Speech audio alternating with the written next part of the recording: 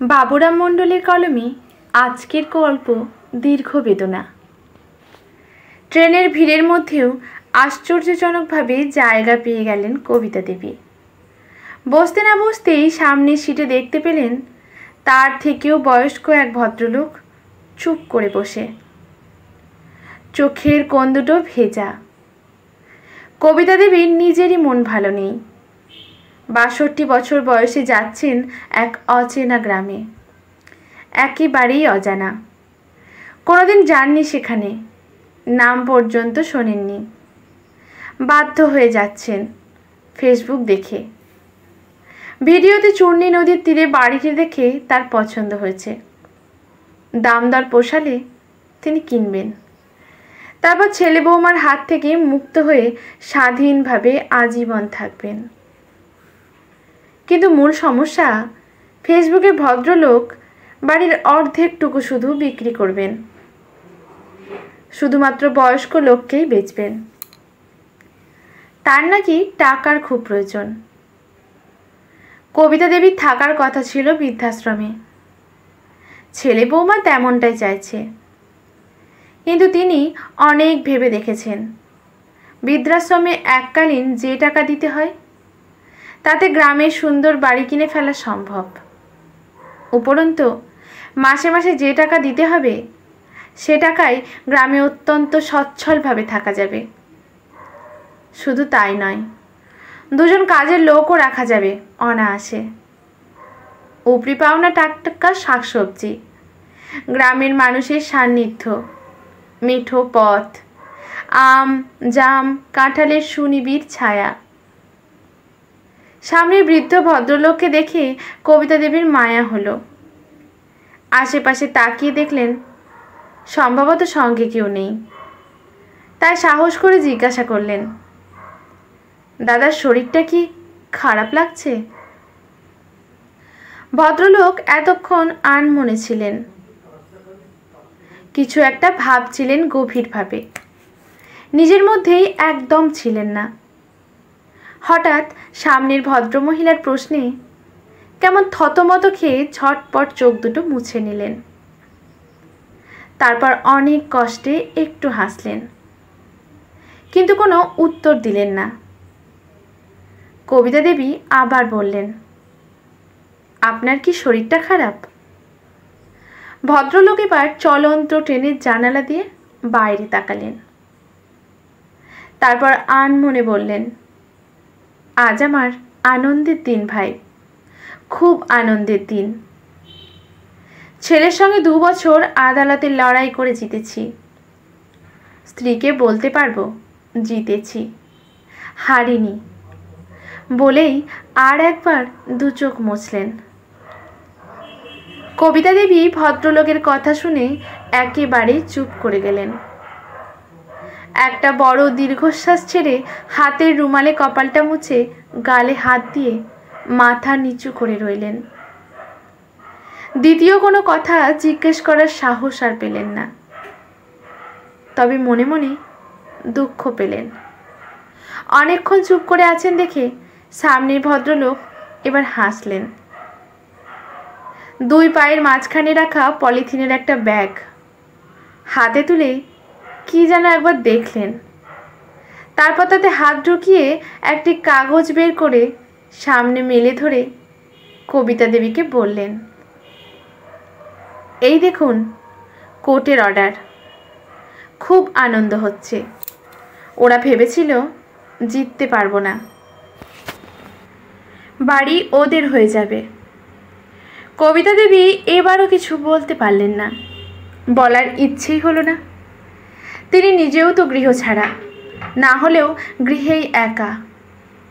কবিতা দেবীকে চুপ করে থাকতে দেখে ভদ্রলোক এবার বেশ উৎসাহ নিয়ে হেসে বললেন, মিষ্টি কিনে বাড়ি যাব। দোকানে যত মিষ্টি আছে সব কিনব। কবিতা দেবী এবার মুখ তুলে তাকালেন, একটু হাসলেন। শিশুসুলভ কথা শুনে মজা পেলেন। শেষে অনিচ্ছা সত্ত্বেও বললেন, এত মিষ্টি কে খাবে? বাড়িতে কি অনেক লোক? ভদ্রলোক এইবার হঠাৎ চুপ করে গেলেন। একটু থেমে মনমরা হয়ে বললেন, না, অনেক লোক নেই। আসলে ছেলের বিয়ের দিন দোকানের সব মিষ্টি কিনে নিয়েছিলাম তো, আজ আবার মনে হচ্ছে সব মিষ্টি কিনব। কবিতা দেবী বুঝলেন বাপ ছেলে ঝামেলা। ছেলে বাড়ি ছাড়তে চাইছে না, উল্টে বাবা মাকেই উচ্ছেদ করতে চাইছে। মামলা মোকদ্দমা হয়েছে। কবিতা দেবীকে চুপ থাকতে দেখে ভদ্রলোক এবার হঠাৎই প্রশ্ন করে বসলেন, আপনি কোথায় যাচ্ছেন? সাথে কাউকে তো দেখছি না। মেয়ের বাড়ি বুঝি? কবিতা দেবী মজা পেলেন, উল্টে প্রশ্ন করলেন, মেয়ের বাড়ি কেন? ছেলের বাড়িও তো হতে পারে। ভদ্রলোক এইবার হঠাৎ দমে গেলেন। অত্যন্ত মনমরা হয়ে বললেন, তা হতে পারে, কিন্তু তা তো খুব কম হয়। ঘটা করে ছেলে বৌমার সংসারে মা যাচ্ছে, এটা এখন দেখা যায় না। শুধু নাতিপুতি জন্মালে কদিনের কদর বাড়ে। কবিতা দেবী তর্ক বাড়ালেন না, শুধু তিনি কোথায় যাচ্ছেন তা সত্যি সত্যি জানালেন। ভদ্রলোক শুনে উৎসাহিত হয়ে একটু হাসলেন, যেন মনের মতো একজন বন্ধু পাওয়া গেছে, অথবা সমব্যথী। তাই তরবর করে বললেন, আমারও ওই দিকেই বাড়ি। আপনার আর আমার এক কেস। দেখলেন দুনিয়াটা নষ্ট হয়ে গেছে। একটু থেমে যোগ করলেন, তবে আমি হাল ছাড়িনি, আপনিও হাল ছাড়বেন না। বাড়ি থেকে ছেলেকেই উচ্ছেদ করুন, শান্তিতে থাকবেন। কবিতা দেবী ভদ্রলোকের সাহস এবং প্রত্যয় দেখে অবাক হলেন, জেদ এবং শরীরী ভাষা দেখে মুগ্ধ হলেন। তারপর হঠাৎ অনুভব করলেন তার ভেতরে কে যেন সাহসের সুবাতাস হঠাৎ করে এনে ভেতরটা লণ্ড ভণ্ড করে দিল। মনটা যেন ধীরে ধীরে শক্ত হলো, চোখে আগুন ছুটল, বাহু মুষ্টিবদ্ধ হলো। অদৃশ্য থেকে তার ভেতরের সমস্ত জড়তাকে যেন কাটিয়ে দিল হঠাৎ। তিনি সোজা হয়ে শক্ত হয়ে বসলেন। ভদ্রলোককে এক বুক আশা নিয়ে প্রশ্ন করলেন, এত মনের জোর আপনি কোথায় পেলেন? ভদ্রলোক এবার ফিক করে হাসলেন, একটু যেন লজ্জাও পেলেন। চোখ দুটো একটু ছোট করে একটু নাচিয়ে বললেন, সব পেয়েছি আমার স্ত্রীর কাছ থেকে। নিশ্চয়ই আপনার স্ত্রী খুশি হবেন। ভদ্রলোকের চোয়াল এবার শক্ত হলো, হাত মুষ্টিবদ্ধ করে বললেন, নিশ্চয়ই খুশি হবে। এত বড় খবরে খুশি হবে না? খুশির খবরটা দিতেই তো তাড়াতাড়ি যাচ্ছি, খুব খুশি হবে।